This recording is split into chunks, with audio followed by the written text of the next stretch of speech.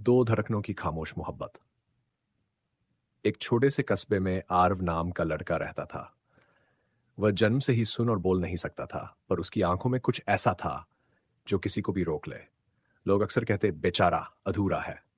लेकिन सिया ने जब पहली बार उसकी आंखों में देखा तो उसे लगा, ये अधूरा नहीं, ये तो सबसे पूरा है।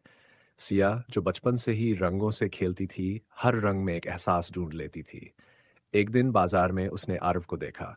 वह किताब की तस्वीरों को उंगलियों से ऐसे छू रहा था जैसे वह शब्दों को महसूस कर रहा हो।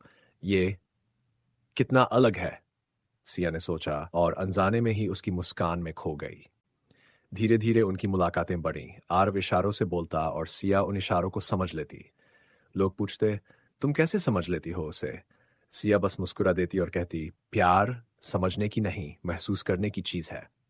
एक दिन सिया ने उसे अपनी बनाई हुई पेंटिंग दिखाई। कैनवास पर नीला आसमान था और दो पक्षी उड़ रहे थे। नीचे लिखा था, प्यार शब्दों का मोहताज नहीं होता। आरव उस पेंटिंग को देर तक देखता रहा। उसकी आंखों से आंसू बह निकले और उसने पहली बार अपने हाथों से लिखा, तुम मेरी आवाज हो। उस पल सिया कांप गई। उसकी धड़कनें रुक सी गई। उसने आरव का हाथ थामा और कहा, और तुम मेरी खामोशी हो। दोनों ने कभी आई यू नहीं कहा। उन्होंने कोई कस्में, कोई वादे नहीं किए। लेकिन जब भी कोई पूछता, क्या तुम दोनों प्यार करते हो, तो आरव बस मुस्कुरा देता और सिया उस मुस्कान में अपनी पूरी दुनिया देख लेती।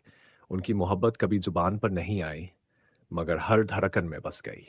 बरसों बाद सिया की पेंटिंग्स मशहूर हो गई और आरव बच्चों को इशारों की भाषा सिखाने लगा। कस्बे वाले जो कभी उसे अधूरा कहते थे, अब उसके पास सलाह लेने आते। एक दिन दोनों की शादी हुई। मंडप में जब सब जयमाला देखने खड़े थे, तो आरव ने धीरे से सिया के कान में फुसफुसाया, हाँ। उसने पहली बार अपनी टूटी फूटी आवाज से बोलने की कोशिश की, यू। सिया की आंखों में आंसू थे, पर होंठों पर मुस्कान। तुम तो मेरी आवाज हो ही, मेरी सबसे प्यारी धड़कन भी हो।